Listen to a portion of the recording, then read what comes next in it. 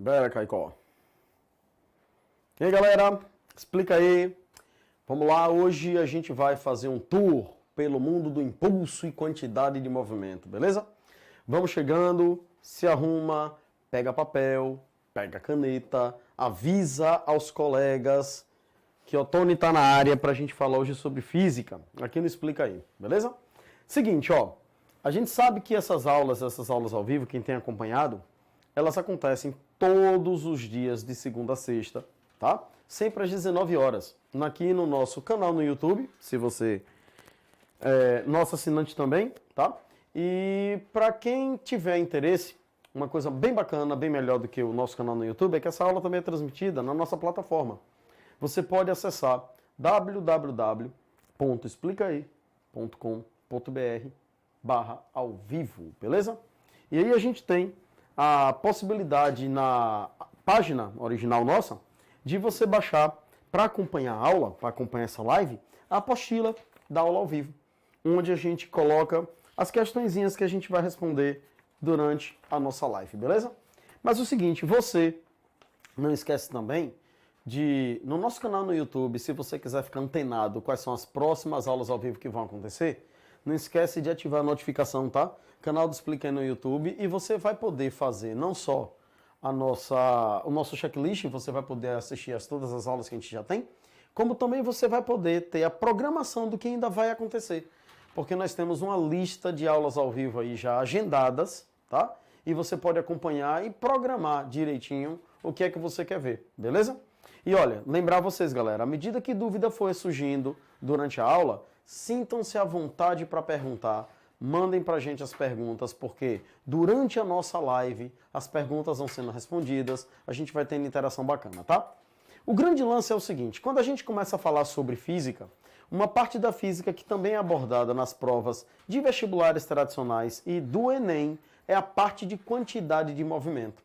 Não é um assunto gigantesco, é um assunto pequenininho, mas que vale a pena dar uma olhada, porque é uma questão um tanto mais complexa do que aquelas questões batidas de cinemática. A gente já tem noção, por exemplo, das questões de eletricidade, mas quando a gente vai para impulso e quantidade de movimento, a coisa fica um pouco mais complexa, porque a gente vai ter, infelizmente, esse assunto na escola é visto muito rápido. Então vale a pena a gente fazer um checklist dele, fazer um check-up, para a gente dar uma olhada como é que a prova vem abordando, no que é importante, beleza? Mas uma coisa bacana, como a gente estava comentando, é que toda essa parte ainda está também gravada na nossa plataforma, com exercício, com experimentozinhos assim, bem bacanas, tá? No esquema, quando a gente fala sobre a parte dessa física chamada de dinâmica impulsiva, vale a pena lembrar que a gente está dividindo essa aula em dois momentos, em duas etapas. A primeira etapa é quando a gente vai falar só do impulso e da quantidade de movimento, princípios da conservação. Uma segunda etapa que eu vou dedicar uma aula inteirinha só para a gente discutir colisões, choques mecânicos. E não tenha dúvida de que a parte de colisões é a parte que mais atrapalha o aluno na hora de resolver problemas.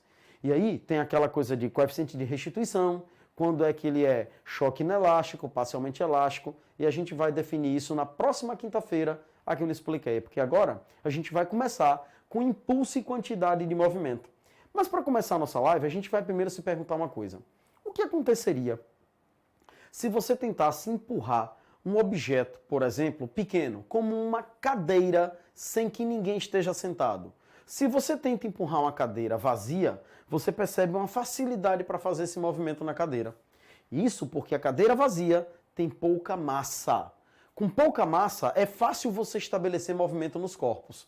Acontece quando você quer empurrar, por exemplo, alguém que está no velocípede, numa bicicleta, num objeto menor, num objeto pequeno.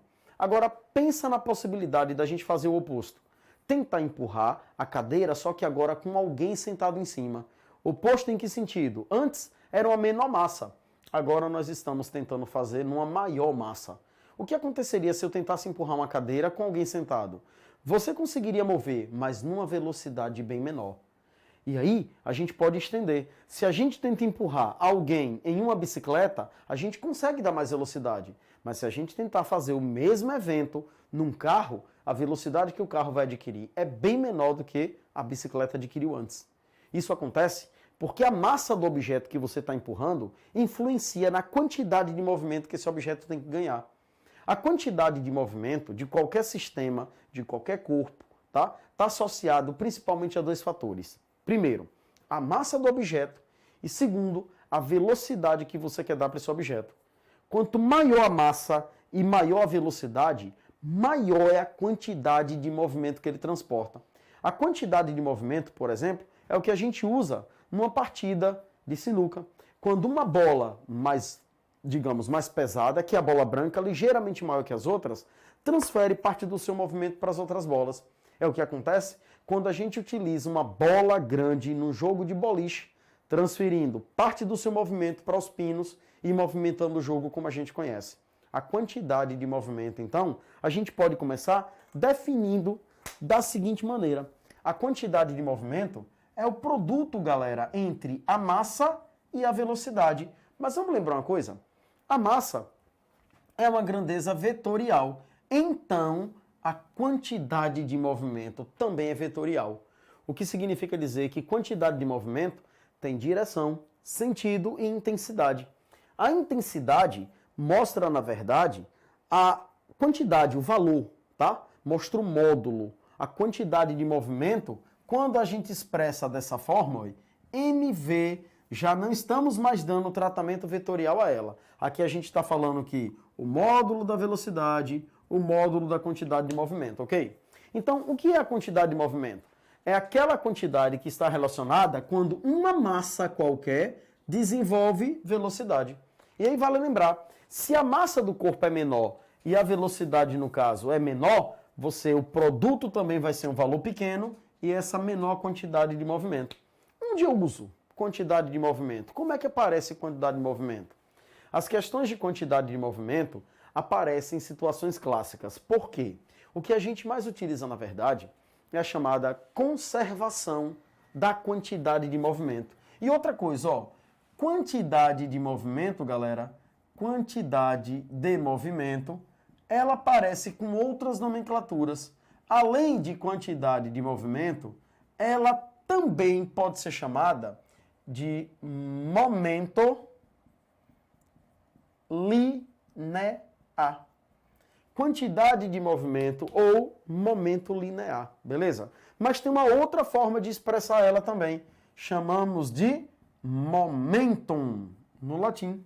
Ou quantidade de movimento, ou momento linear, ou momentum. Você pode encontrar com esses três nomes. E todos os três nomes referem-se a quem?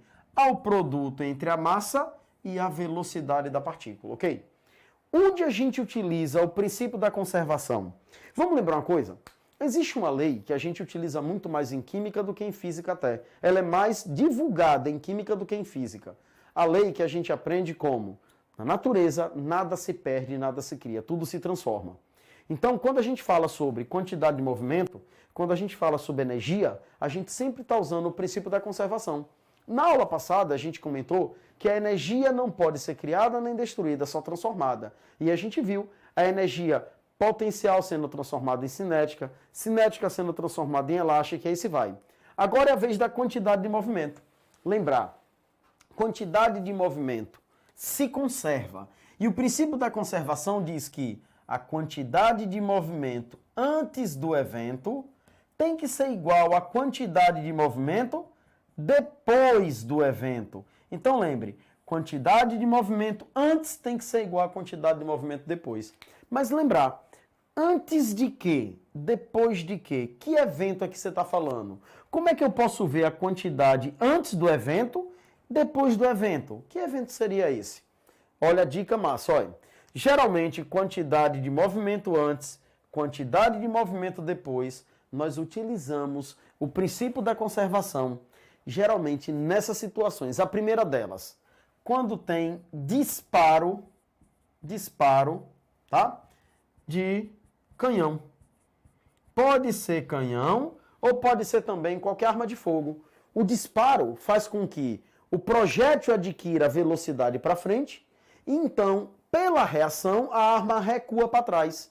A quantidade de movimento antes do disparo e depois do disparo tem que ser igual. Lembra? O chamado coice da arma. Quando você dispara, A bala leva a quantidade de movimento para frente, a arma leva para trás. Então isso é fruto da conservação da quantidade de movimento. Antes do evento, quantidade de movimento. Depois do evento, quantidade de movimento. Beleza? Mas tem mais um detalhe. Além do disparo de canhão ou qualquer arma de fogo, você também tem questões de empurrão. Quando acontecer um empurrão, você também vai poder usar quantidade antes, quantidade depois. Empurrão, um patinador empurra outro, por exemplo. Se um patinador, uma pessoa empurra outra, se a pessoa A vai para a esquerda, a pessoa B vai para a direita e vice-versa. Um empurra e aí pela reação, o outro também é empurrado. Quantidade antes, igual a quantidade depois. Mas tem mais ainda. O mais clássico de todos talvez seja essa. Nas colisões. Durante as colisões mecânicas, nós também vamos poder usar a quantidade antes igual a quantidade depois, ok? Só tem um detalhe. Lembre aí você. Disparo de canhão, arma de fogo, empurrão e colisões são situações onde geralmente se resolve utilizando a conservação da quantidade de movimento. E aí a gente diz que a quantidade de movimento antes do evento, que pode ser um dos três, e a quantidade de movimento depois do evento continua sendo a mesma. Por quê? Porque na natureza nada se perde, nada se cria, tudo se transforma. Então, a quantidade de movimento antes de qualquer fenômeno e a quantidade depois de qualquer fenômeno tem que ser igual, porque a quantidade de movimento sempre se conserva, ok?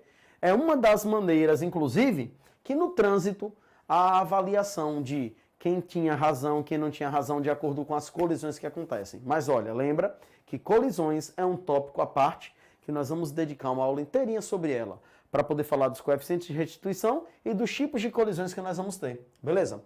Essa, a gente está começando a falar da quantidade de movimento, que é o produto entre a massa e a velocidade. Mas tem um detalhe. A quantidade de movimento, ela não anda só. Ela não anda só. Quando a gente fala em quantidade de movimento, quando a gente altera a quantidade de movimento, nós estamos dando a um objeto impulso. O impulso, galera, que a gente transmite a qualquer coisa, faz com que a quantidade de movimento mude. A gente pode pensar da seguinte maneira. Imagina uma criança andando de bicicleta e ela pede para você dar um impulso nela. Quando você dá o impulso, você obrigatoriamente tem que estar no contato, tem que fazer uma força de contato nessa criança. A força que você faz no contato com essa criança faz com que a velocidade dela, depois do empurrão que você dá, aumente. Como a criança tem massa e a velocidade dela está aumentando, a gente pode então dizer que está sendo alterado a quantidade de movimento da criança. Mas aí vem a pergunta: quem foi o responsável por alterar, por aumentar a quantidade de movimento? Quem foi responsável foi o impulso que você deu. Ao fazer força num determinado tempo, você consegue dar impulso a essa criança. Impulso do dia a dia, na prática, na linguagem popular, é quando você consegue empurrar alguém. E quando você empurra, você adiciona velocidade. E quando você empurra, você altera a quantidade de movimento. Então a gente pode simplesmente dizer que o impulso está relacionado com a quantidade de movimento. Mas tem um detalhe interessante, algo que a gente não pode deixar passar em branco. Vamos pensar da seguinte maneira. Para dar impulso nessa criança que anda de bicicleta, quais são os efeitos que eu vou conseguir proporcionar na criança, dependendo do impulso que eu vou fazer? Quando é que eu consigo dar um impulso maior? Quando é que eu consigo dar um impulso menor? Lembra comigo uma coisa? Para dar impulso, você precisa fazer uma força de contato. Então, é óbvio que vale a pena a gente lembrar que o impulso depende da força que você aplica. Então eu posso dizer que o impulso ele é proporcional a quem? A força que você faz. Quanto mais força você aplica no objeto, maior é o impulso que esse objeto ganha. Quanto mais força você aplica na criança, maior é o impulso que você consegue dar. Mas não adianta apenas fazer força. É necessário que para ter um impulso interessante, para ter um impulso maior, a força atue durante algum tempo. Força aplicada apenas não resolve. A força tem que ser aplicada e tem que demorar um determinado tempo de aplicação dessa força.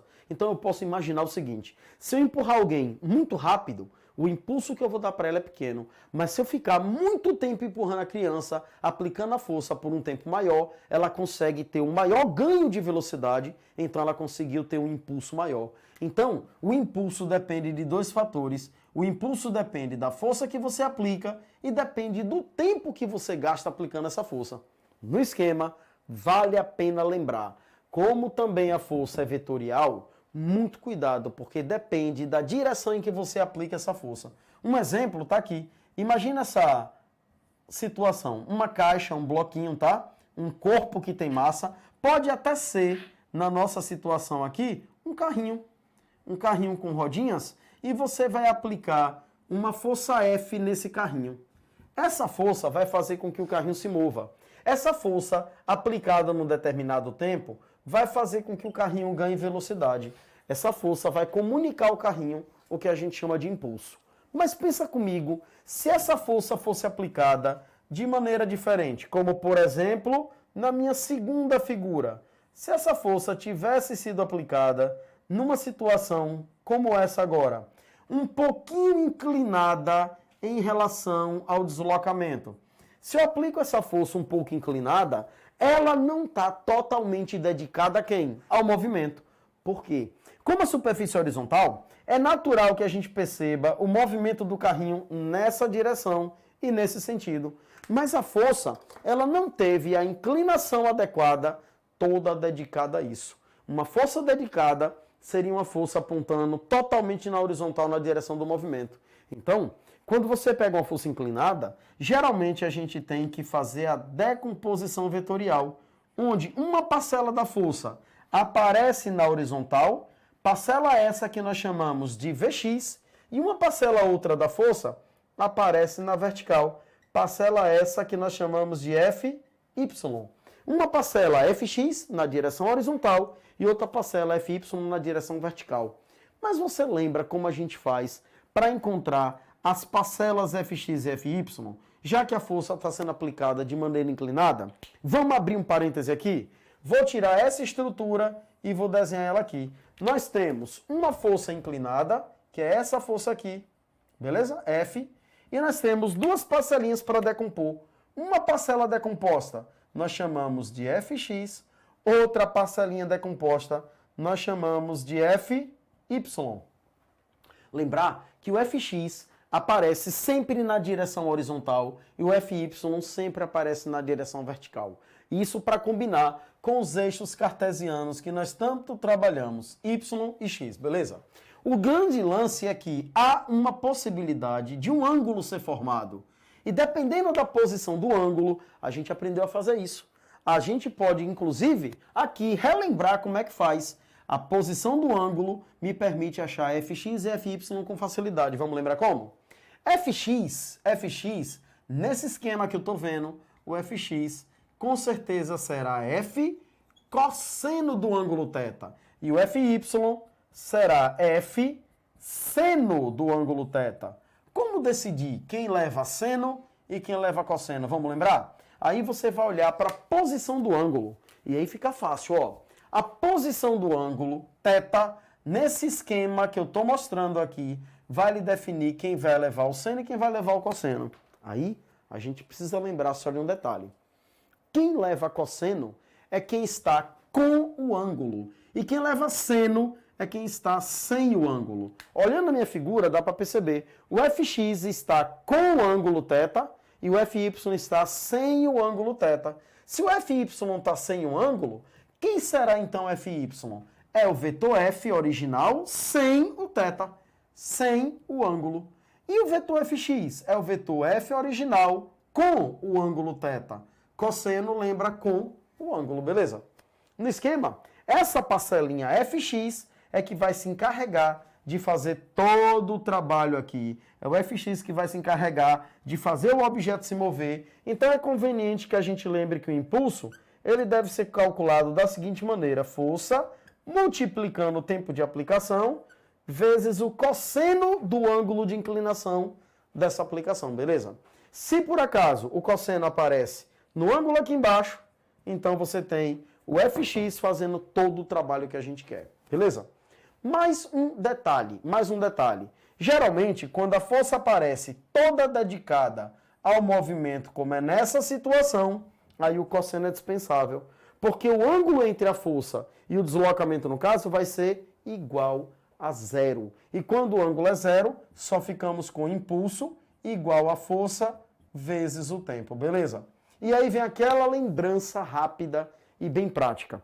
E se por acaso a força variar? E se por acaso a força mudar de valor? Porque na minha equação, a gente sabe que o tempo é transiente, o tempo sempre está correndo. Mas a força pode ser constante ou ela pode variar.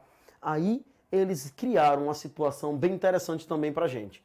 A partir do momento que a força começa a variar, é mais recomendado que se represente essa força através de um gráfico.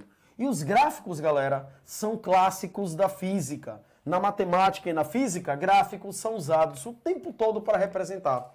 E a gente não precisa ter medo de gráfico, sabe por quê? Todo gráfico que a gente usa é cartesiano. E o que é um gráfico cartesiano? É um gráfico que apenas utiliza dois eixos, um eixo Y e um eixo X. Esses eixos cartesianos, eles são clássicos na física. E pra gente, o eixo Y e o eixo X mudam de nome de acordo com o conteúdo que a gente está vendo. Hoje, como a gente está falando de impulso e quantidade de movimento, e a gente lembra que o impulso é o produto entre a força e o tempo, impulso, força vezes tempo, esse gráfico vai ser representado da seguinte maneira. No eixo Y, nós colocamos a força e no eixo X, nós colocamos o tempo. E aí você percebe, em um gráfico força-tempo, esse carinha está relacionado, o impulso aparece. Mas como o impulso vai aparecer? Aí a grande sacada. Quando você tem um gráfico qualquer e essa grandeza multiplicada por essa fornecer uma outra grandeza física, essa grandeza vai poder ser calculada através da área formada no gráfico. Nesse esquema, se a minha força fosse variável dessa maneira, eu poderia simplesmente calcular o impulso através da área pintadinha aqui dentro desse espaço. Essa área pintadinha forneceria a área numericamente igual ao impulso recebido pelo objeto empurrado por essa força variável. Ok? Mas aí surge uma dúvida agora, de acordo com a minha figura, que eu já fiz de propósito. Como é que eu calculo a área dessa figura? Bom, relaxe, tá? Na física, a gente não utiliza figuras exóticas como essa. Essa área não daria para você calcular. Essa área a gente só calcularia conhecendo a função que move essa força e a gente aplicaria integrais para fazer isso. Como a gente não tem a obrigação de conhecer integrais nem derivações, o que é que a gente vai fazer? Nós vamos trabalhar sempre com 3 áreas. A física se limita aqui para a gente a trabalhar só com 3 áreas quando se propõe através de um gráfico. E quais são as áreas que a gente trabalha? Vale a pena a gente lembrar. Quais são as áreas mais calculadas? Aí, galera, essas áreas se dividem em 3. Uma delas é a área do retângulo, onde você tem uma figura como essa, com base e altura, ou pode ser a área de um triângulo, que seria algo parecido com isso, ou ainda assim a área de um trapézio, que pode aparecer deitado ou ainda pode aparecer em pé. Aí vai depender do que você quer. No caso do retângulo, base e altura. Triângulo também, base e altura. Trapézio tem base maior, base menor e altura. E olha, cuidado com a posição do trapézio, tá? Essa é a base maior, essa é a base menor e essa é a altura. Mas como é que a gente calcula cada areazinha dessa? Vamos lembrar? Primeiro, a área do retângulo é simplesmente, a área dele é simplesmente base vezes altura. Retângulo, BH. A área do triângulo, se você perceber, o triângulo é a metade de um retângulo. Então, a área de um triângulo é a metade de BH. É a metade da área do retângulo. A área do triângulo é base vezes altura sobre 2. A área do trapézio, um pouquinho mais complexa, porque tem 2 bases, mas também simples. A área do trapézio, base maior mais a base menor, vezes a altura, dividido por 2, beleza? O lance todo do trapézio que a gente deve ter cuidado é que o trapézio às vezes aparece em pé e às vezes aparece deitado. Então, muita atenção. Se você encontrar um gráfico qualquer, tá? Força, tempo e você ter de calcular a área, porque a área do gráfico fornece justamente o valor de quem? Do impulso recebido, beleza? Mais um detalhe interessante é que a gente comentou nesse instante que esse impulso que o objeto recebe, altera a quantidade de movimento dele. Então, vamos pensar uma situação. Imagina que eu tenho, de novo, um objeto parado sobre a superfície, como uma bola, tá? Uma bolinha qualquer, e essa bola tem uma velocidade inicial. Depois de fazer força na bola, que poderia ser inclusive através de um chute, tá? À medida que você dá um chute na bola aqui, por exemplo, digamos que o jogador chegou e deu um chute nessa bola. Aqui, ó, a chuteira do jogador e ele deu um chute na bola. Quando ele dá um chute na bola, o que acontece? A bola ganha velocidade. Ela passa a ter, de velocidade inicial V0, ela passa a ter uma nova velocidade que ela ganhou depois que você chutou. Então eu posso dizer que o impulso que eu dei no momento do chute alterou a velocidade da bola. Ela passou de uma velocidade inicial V0 para uma velocidade final V. Essa alteração da velocidade, essa alteração da quantidade de movimento foi proporcionada pelo impulso. Então a gente pode dizer de maneira genérica que o impulso dado nessa situação do chute alterou a quantidade de movimento da bola. O impulso criou então o que nós chamamos de variação da quantidade de movimento. O impulso que você deu alterou a velocidade e alterou então a quantidade de movimento. Mas lembra comigo uma coisa? Como é que a gente faz na física a variação? Vamos lembrar?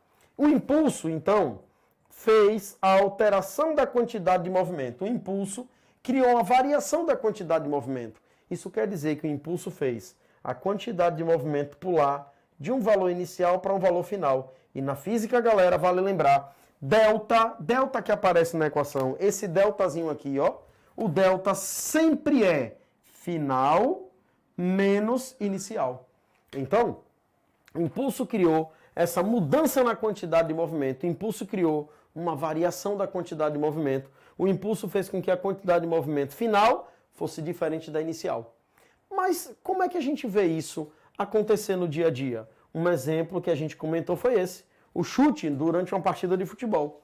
Mas será que as provas cobram essa parte? Será que o Enem, inclusive, fala do impulso? Será que o Enem fala da quantidade de movimento? Será que os vestibulares, Brasil afora, FUVEST, Unicamp, UERJ, falam da quantidade de movimento assim?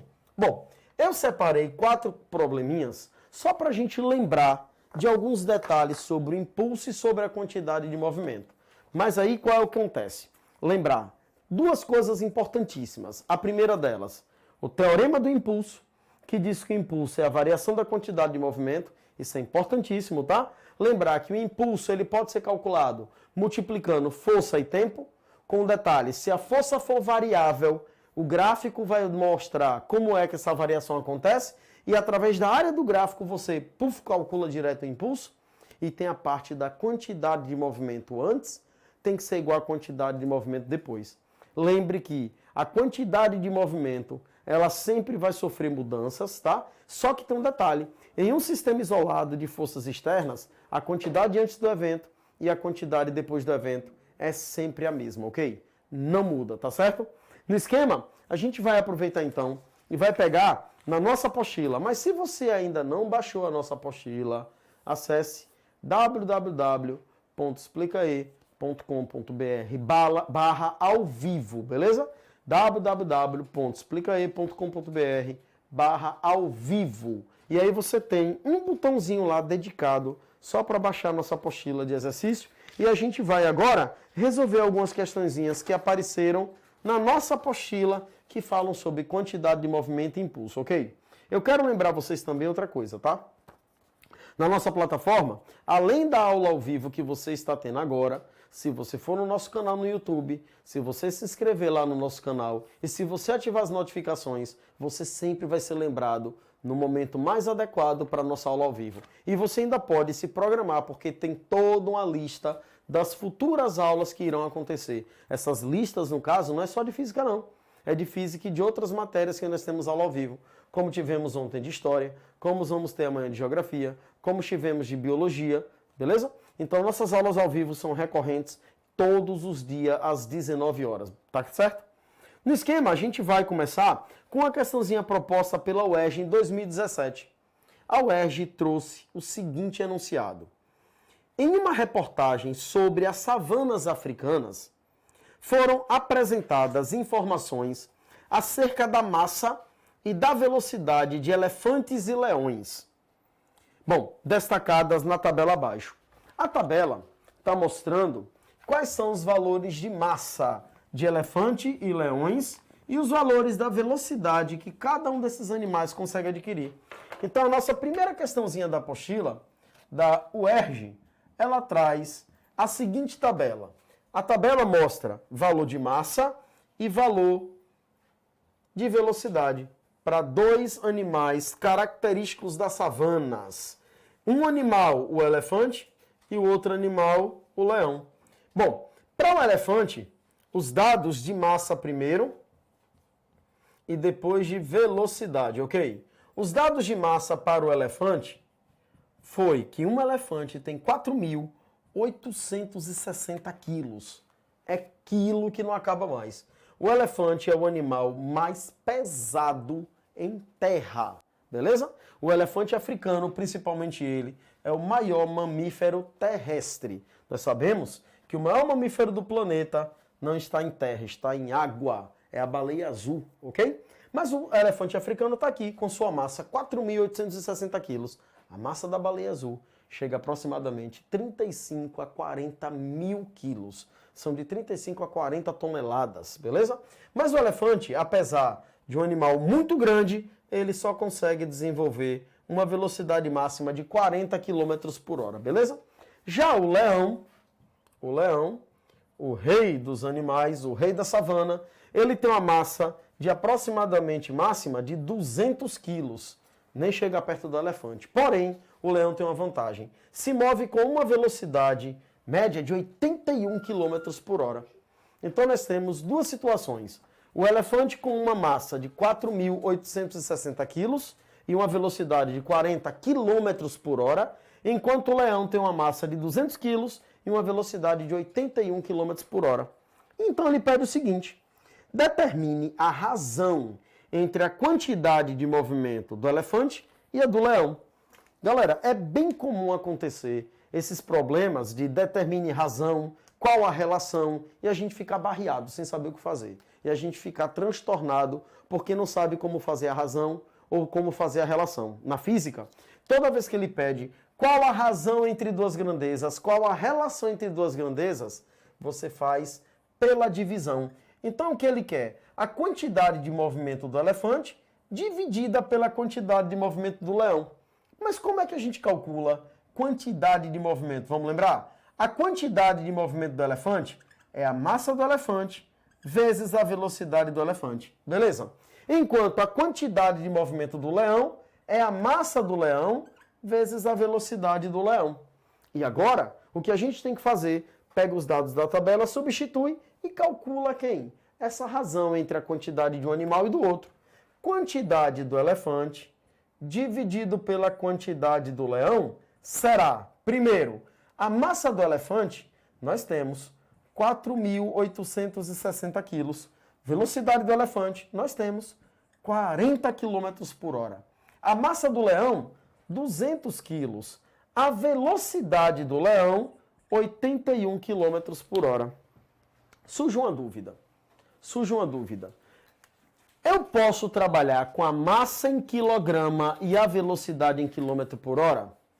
Vale lembrar um detalhe. A velocidade em quilômetro por hora pode ser trabalhada ou eu devo transformar essa velocidade para metro por segundo? Galera, lembre de uma coisa, ó. Toda vez que você estiver trabalhando com velocidades, é recomendável deixar no sistema internacional. É recomendável deixar a velocidade em metro por segundo.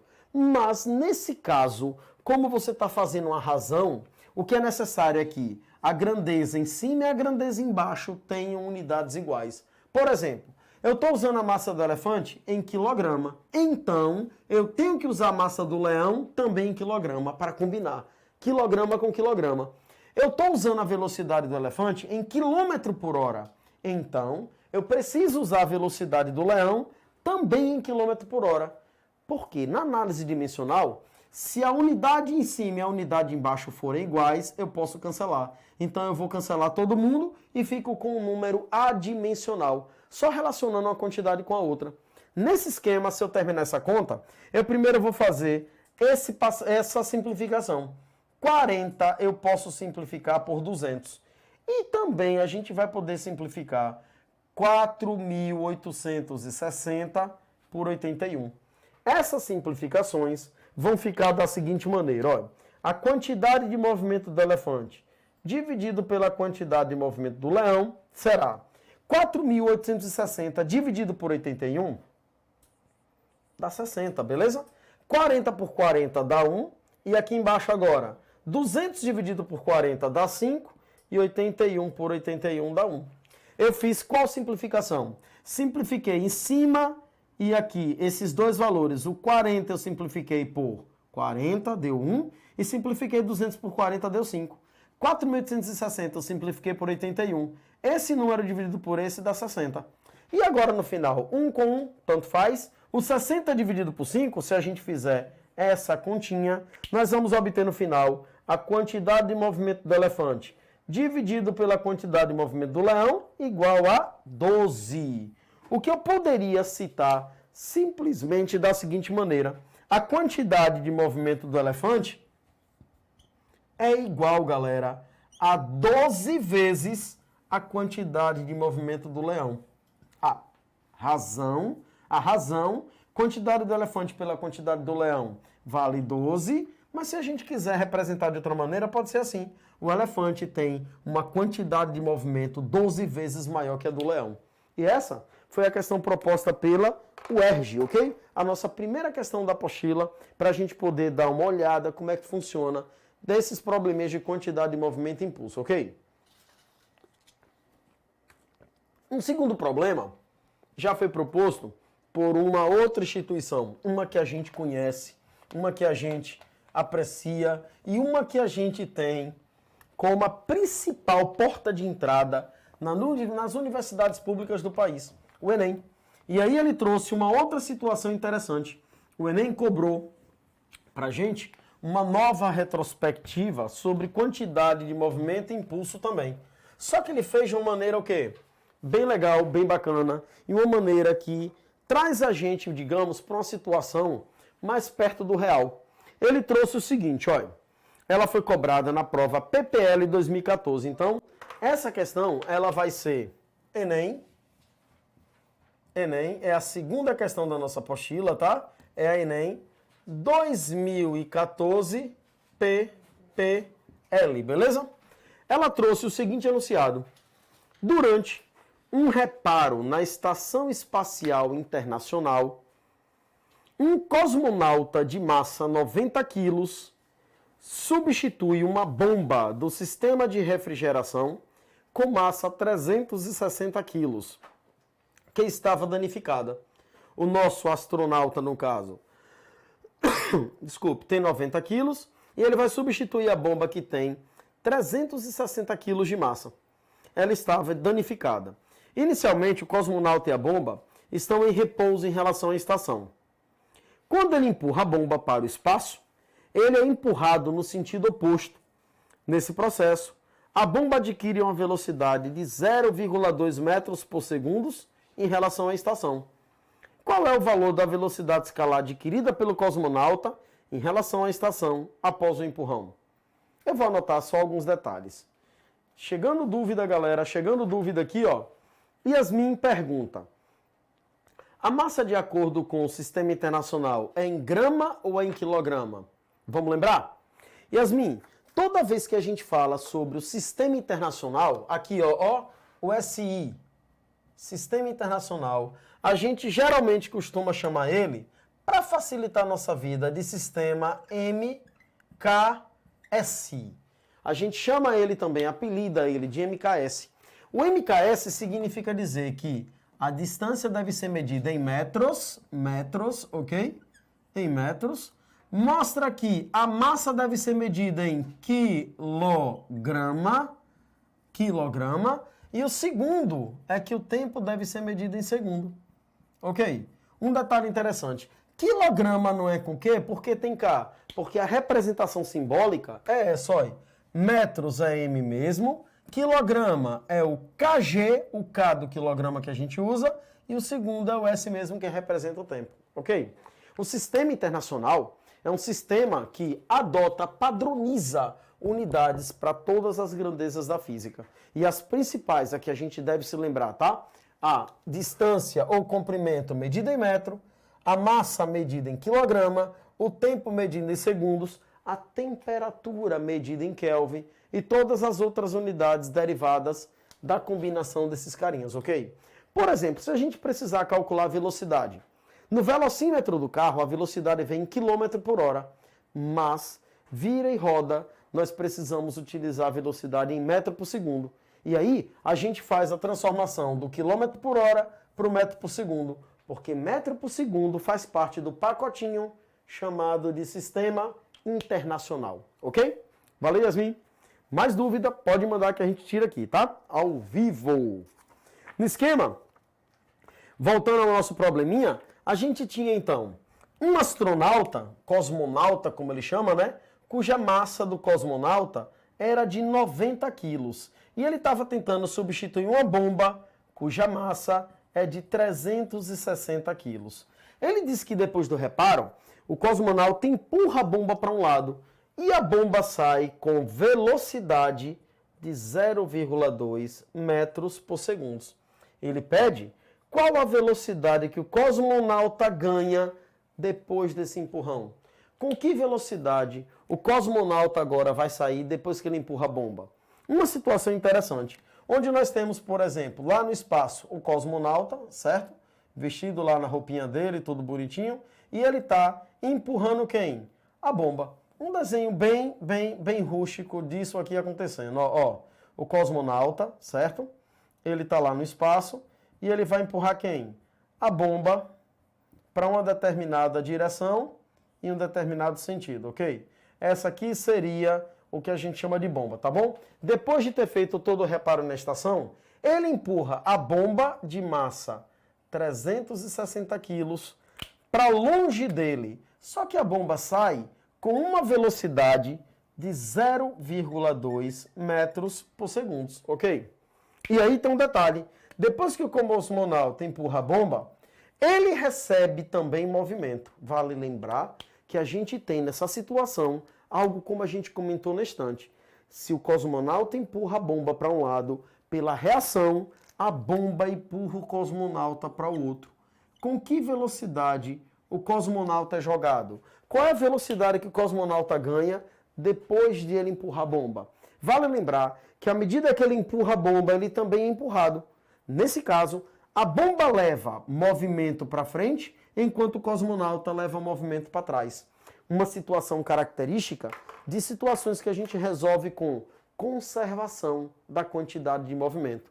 Então, nessa resolução, a gente vai aplicar o princípio de conservação. O que diz o quê? Que a quantidade de movimento antes do evento tem que ser igual à quantidade de movimento depois do evento. Nesse caso, a nossa conservação implica que a quantidade de movimento antes do evento tem que ser igual à quantidade de movimento depois do evento. Mas aí surge uma dúvida. Antes de que evento? Depois de que evento? Que evento você está falando? O evento é o empurrão que o astronauta fez quando fez o quê? Jogou a bomba para o lado. O evento é justamente o empurrão dado. Lembre que a gente pode usar quantidade antes e quantidade depois, basicamente em 3 situações que a gente encontra na física, nos problemas. Disparo de arma de fogo, como é um canhão que recua, empurrão, que também acontece, e nas colisões, ok? Nesse esquema, a quantidade antes é igual à quantidade depois. Mas vamos lembrar como é a situação? Antes do empurrão, astronauta e bomba antes, eles estavam em repouso. Antes de tudo acontecer, antes do empurrão acontecer, eles estavam em repouso. O astronauta estava lá, paradinho, consertando a bomba. Depois que ele conserta, é que ele empurra. Então, a quantidade antes estavam juntos. Quantidade astronauta e bomba juntos. Eu chamo, galera, de AB para dizer que o astronauta e a bomba estavam juntos no momento em que o reparo estava sendo feito. Depois da colisão, aí o astronauta empurra a bomba vai para um lado, astronauta vai para o outro, aí fica a quantidade do astronauta mais a quantidade da bomba, um separado do outro. Antes, estão juntos, como era previsto, já que ele estava reparando a bomba, e depois que ele empurrou, eles se separam. Quantidade antes, quantidade depois. No esquema, a quantidade antes depende da massa dos dois juntos e da velocidade dos dois juntos. A quantidade depois do astronauta é a massa do astronauta, velocidade do astronauta, mais a quantidade da bomba é a massa da bomba, velocidade da bomba. Lembrar que quantidade de movimento é o produto entre a massa e a velocidade. Agora, vamos lembrar uma coisa? Qual é o valor da velocidade antes? A velocidade que eles dois tinham, astronauta e bomba, antes de empurrar. A velocidade dos dois era 0. Isso quer dizer que se eu substituir aqui o valor 0, 0 vezes qualquer coisa, vai dar sempre 0. Nesse caso, a massa do astronauta e da bomba juntos, antes do empurrão, multiplicando a velocidade é 0. Eles estavam, antes do empurrão, em repouso. Quantidade de movimento nula. E depois do empurrão? A massa do astronauta, galera, lembrando, é 90 quilos e a velocidade que o astronauta vai ganhar, eu não sei, tá? A velocidade do astronauta, lembra que a gente está chamando de astronauta, mas ele chama de cosmonauta, ok? Então vamos mudar isso, né? Aqui ele está chamando de cosmonauta. O cosmonauta, no caso, então a gente vai mudar só esse detalhezinho, tá? É um cosmonauta, que é a mesma coisa pra gente que um astronauta, tá? Geralmente a gente chama de cosmonauta quando a gente fala nos russos. Os russos gostam de chamar de cosmonauta, tá? A gente chama de astronauta, certo? Mas não tem problema, a gente só muda a letrinha para dizer que é o cosmonauta, como a questão manda, tá? Mas, qual é a massa da bomba que está sendo empurrada? 360 quilos e a velocidade com que ele joga é 0,2. E daí agora a gente só vai fazer conta para encontrar a velocidade do cosmonauta. Com um detalhe, esse carinha aqui é positivo, quando ele passa para o outro lado, ele fica negativo. Ficamos com menos 90 VC, menos 90 que é a massa, VC é a velocidade, e do outro lado, 360 multiplicando 0,2. Galera, uma coisa bacana. Percebe que esse número, os 90 e os 360, tem um zerinho a mais, eu simplifico. Ficamos com VC é igual menos com mais dá menos 36 vezes 0,2 sobre 9. E olha, se eu simplificar 36 por 9, aqui dá 4. E 4 vezes 0,2 vai me dar uma velocidade do cosmonauta menos 0,8 metros por segundo. E aí surge a primeira dúvida. Por que a velocidade foi negativa? Como é que eu posso encontrar uma velocidade negativa? Vale lembrar vocês que o negativo que aparece aqui é só para indicar que o cosmonauta vai ser lançado no sentido oposto à bomba. Quando ele empurra a bomba para um lado, ele automaticamente é empurrado no sentido contrário. O valor negativo é só para indicar que se a bomba está indo para frente com valor positivo, o astronauta o negativo é para indicar que ele está indo no sentido contrário. Mas qual é o valor da velocidade que o cosmonauta, no caso, é empurrado de volta? Ele é empurrado com velocidade 0,8. O menos é para lembrar que ele está indo no sentido contrário à bomba. Se a bomba vai para um lado, o cosmonauta vai para o outro, beleza? Essa foi uma das questões cobradas na prova do Enem para gente. Qual era o grande lance da questão? Era você lembrar que como é um empurrão, a gente resolve com quantidade de movimento antes igual a quantidade de movimento depois, beleza? Mas não acabou ainda não.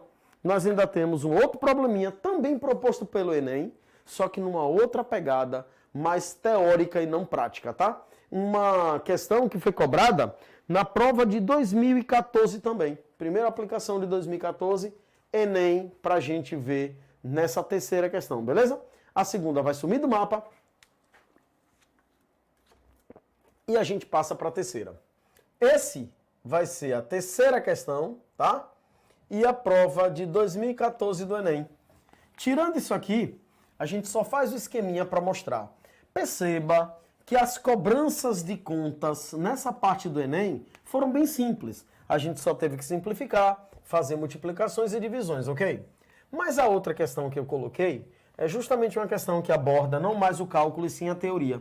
Mas aí sim precisa ter um conceito bem sólido da quantidade de movimento e o entendimento das figuras. No esquema, a questão de número 3, ela trouxe na sua estrutura essa seguinte figura. Ele dá uma superfície para a gente qualquer, beleza? E nessa superfície ele coloca dois planos, um mais inclinado, passa por um período como? Plano também aqui embaixo, e coloca um planinho bem mais íngreme, dessa forma, ok? Ele define ainda um nível de referência de um lado para o outro, e aí ele faz com que a esfera saia de um lado, desse jeito, e escorregue pelo plano inclinado, beleza? No esquema ele mostra ainda o seguinte, de um lado tem o ângulo de descida, esse aqui é o ângulo de descida que ele chama, e aqui do outro lado um ângulo mais suave, chamado ângulo do plano de subida. Aqui é o nível de onde a esfera será abandonada. E uma coisa interessante, ó, presta bem atenção agora no enunciado, porque ele fala sobre Galileu. Galileu Galilei, vale a pena um comentário bem leve sobre ele, tá?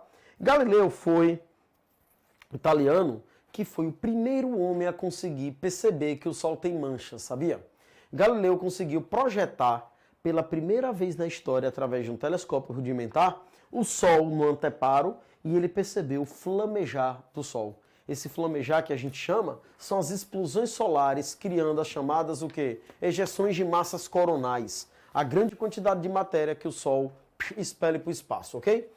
No esquema ele fala, para entender os movimentos dos corpos, Galileu discutiu o movimento de uma esfera de metal em dois planos inclinados sem atrito e com a possibilidade de se alterarem os ângulos de inclinação. Quer dizer, eu posso alterar esse ângulo daqui e o daqui numa boa, sem problema. Então ele comenta, conforme mostra a figura, né? Na descrição do experimento, quando a esfera de metal é abandonada para descer o plano inclinado de um determinado nível, ela sempre atinge no plano ascendente, no máximo nível igual àquele de onde foi abandonada. Galera, se essa esferinha vai ser abandonada, a velocidade inicial dela vale 0. E ele comentou que se ela é abandonada desse lado, no máximo do outro lado, ela só consegue chegar no mesmo nível. Lembrar que isso faz parte de um pacote chamado conservação da energia. Se Galileu solta a esfera dessa altura, ela só pode chegar no máximo até a mesma altura. Isso se a energia se conserva. Mas a tendência natural, à medida que ela escorrega de um lado para o outro, é parte da energia sendo dissipada. Isso faria com que a esferinha chegasse sempre a alturas menores, mas de maneira alguma ela pode atingir quem? Uma altura maior do que o nível, ok? No esquema, a gente vê isso acontecendo quando os carrinhos de montanha-russa descem para poder fazer um loop. A descida antes do loop, ela tem que partir de uma altura bem maior para ter energia suficiente para percorrer o loop inteiro, beleza? No esquema ele traz, se o ângulo de inclinação do plano de subida for reduzido a 0, esse é o plano de subida. Se esse ângulo for reduzido a 0, como é que eu posso reduzir esse ângulo a 0? Eu reduzo esse ângulo a 0 se eu colocar esse plano todo deitadinho aqui sobre o suporte do solo. Então, eu consigo, dessa forma, reduzir o ângulo a 0.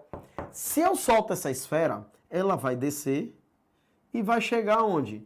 Na parte plana e provavelmente deve seguir por toda a parte plana infinitamente. Bom, se houver atrito no trecho, é óbvio que em algum momento ele vai parar. Se não houver atrito, a tendência dele é continuar o movimento indefinidamente, mantendo a sua velocidade constante. Ele entra em MRU, no famoso movimento retilíneo e uniforme, ok? Na sequência ele comenta então, se o ângulo de inclinação do plano de subida for reduzido a 0, a nossa esfera, na opção A, manterá a sua velocidade constante, beleza? Pois o impulso resultante sobre ela será nulo. Vale lembrar, galera, que quando ele falou na parte do texto base para essa questão, ele frisou que os planos inclinados não possuem atrito. Como esses planos não têm atrito, então, a descer essa parte plana, a esfera segue o seu movimento sempre com velocidade constante, indefinidamente. A letra A, se você prestar bem atenção, ele diz isso. Manterá a sua velocidade constante, pois o impulso resultante sobre ela será nulo. Galera, vale lembrar que no momento que a esferinha chegou na parte plana, o peso que atua nela e a normal, uma anula quem? A outra. O peso e normal vão se anular. Dessa maneira, não haverá força resultante atuando sobre a esfera. Se a força resultante atuando nela for igual a zero, nós vamos ter uma coisa bacana. Força resultante valendo zero, lembre que impulso é força vezes o tempo. Se a força resultante é zero, o impulso, então, também será igual a zero. Não há impulso porque não haverá força resultante, ok? Essa foi mais uma das questões cobradas pela prova do Enem 2014, também falando de impulso e quantidade de movimento. Beleza? Para a gente fechar nossa aula de hoje, nossa live, uma questão cobrada pela Unicamp em 2016, a questão de número 4 para a gente.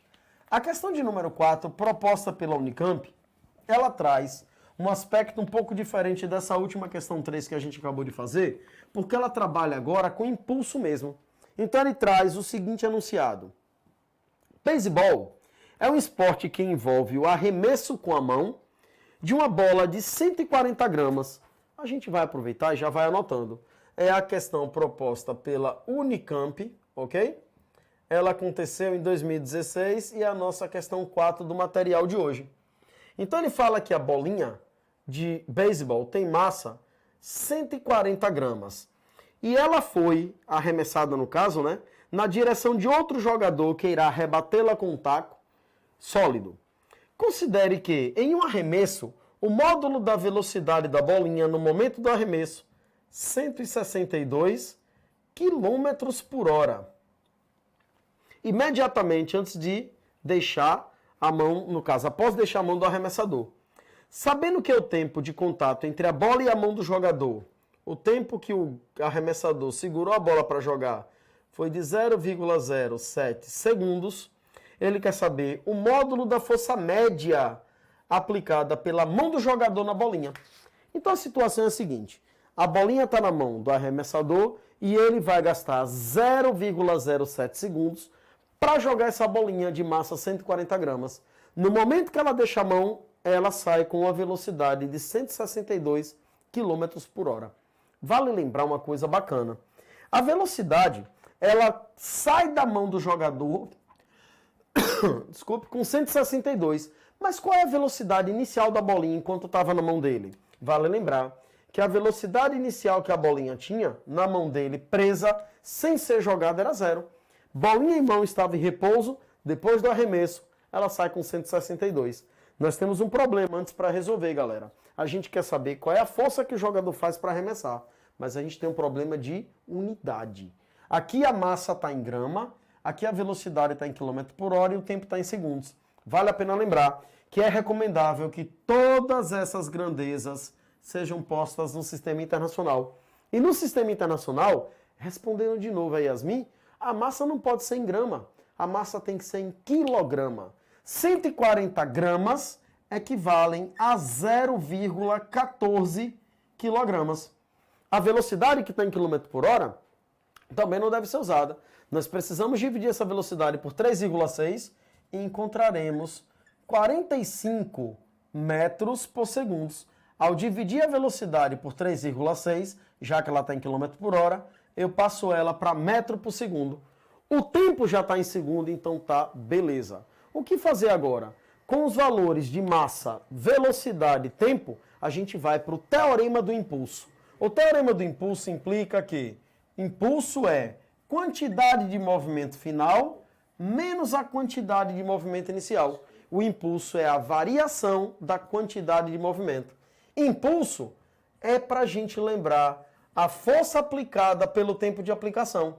Quantidade de movimento final é a massa vezes a velocidade final, quantidade de movimento inicial é a massa vezes a velocidade inicial. Só que tem um detalhe que a gente não pode esquecer. A velocidade inicial do objeto lançado é zero, já que no início do lançamento ele estava em repouso. Então, essa velocidade inicial vale zero. Esse cara já some. Então, ficamos com força vezes o tempo, simplesmente é a massa vezes a velocidade final. Substituindo valores que a gente conhece. A força é o que a gente está querendo.